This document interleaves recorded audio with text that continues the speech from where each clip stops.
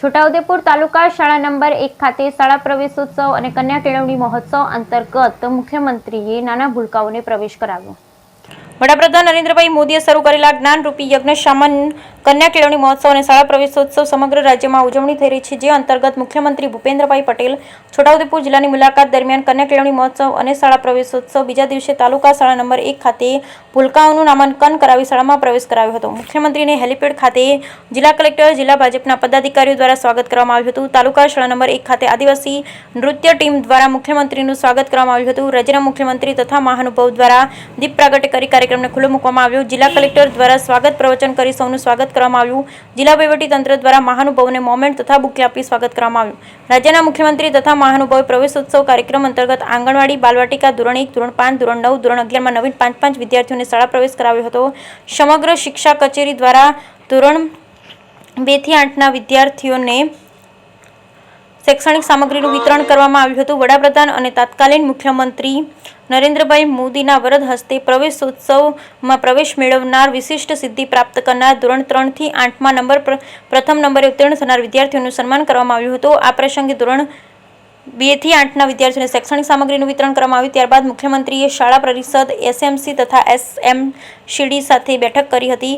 મુખ્યમંત્રી તથા મહાનુભાવોના હસ્તે શાળા પટાંગણમાં વૃક્ષારોપણ કરવામાં આવ્યું। આ પ્રસંગે જિલ્લા પંચાયત પ્રમુખ મલકાબેન પટેલ, ધારાસભ્ય રાજેન્દ્રસિંહ રાઠવા, રાજ્યસભા પૂર્વ સાંસદ નારણભાઈ રાઠવા, જિલ્લા કલેક્ટર અનિલ ધામેલિયા, જિલ્લા વિકાસ અધિકારી સચિન કુમાર, જિલ્લા ભાજપ પ્રમુખ ઉપેન્દ્ર રાઠવા, તાલુકા પંચાયત પ્રમુખ સહિત જિલ્લાના વિવિધ વિભાગના અધિકારીઓ, પ્રવેશ મેળવનાર વિદ્યાર્થીઓ, વાલીઓ ઉપસ્થિત રહ્યા। Bureau report Rehan Patel, Chhota Udepur.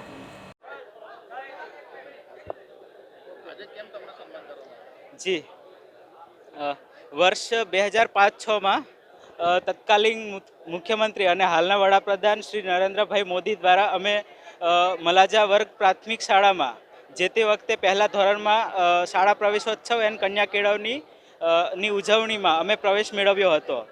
એમાં ધીરે ધીરે પછી સ્ટેપ બાય સ્ટેપ હું 1 થી 7 ત્યાં મલાજા વર્ગ પ્રાથમિક શાળામાં શિક્ષણ લીધું।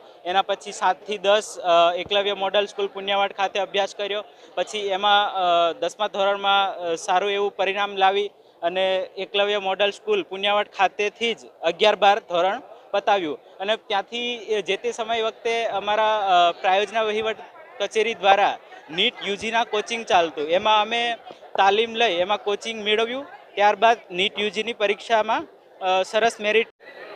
દેશના યશસ્વી વડાપ્રધાન નરેન્દ્રભાઈ મોદી સાહેબે વર્ષ 2003માં ચાલુ કરેલ કન્યા કેળવણી અને શાળા પ્રવેશોત્સવના 21મા વર્ષે છોટાઉદેપુરની ધરતી પર ગુજરાત રાજ્યના યશસ્વી મુખ્યપ્રધાન ભૂપેન્દ્રભાઈ પટેલ આજરોજ તાલુકા શાળા 1માં પધાર્યા। ત્યારે છોટાઉદેપુર જિલ્લાના સૌથી પહેલાં તો છોટાઉદેપુર તાલુકા શાળાની બાલવાટિકા ધોરણ 1 અને ધોરણ 8માંથી 9માં પ્રવેશ કરેલા બાળકોનું સન્માન કરવામાં આવ્યું। ત્યાર પછી છોટાઉદેપુર જિલ્લાની અંદર વિશિષ્ટતા ધરાવતા જે બાળકો છે, જેવી રીતે અન્ય ક્ષેત્રોમાં બાળકોએ શ્રેષ્ઠ પ્રદર્શન કર્યું તેઓનું પણ સન્માન કરવામાં આવ્યું।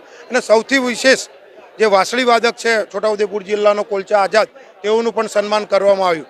સમગ્ર છોટાઉદેપુર જિલ્લાની અંદર પ્રાથમિક અને માધ્યમિક શાળાઓના આવા બાળકોનું જે વિશેષ સન્માન કરાયું અને આપ સૌએ જે જોયું મુખ્યમંત્રી આજે જે મને છોટાઉદેપુરમાં બોલાવી અને શ્રી ભૂપેન્દ્રભાઈ પટેલ સાહેબે મારું સન્માન કર્યું તે બદલ હું એમનો ખૂબ આભાર માનું છું।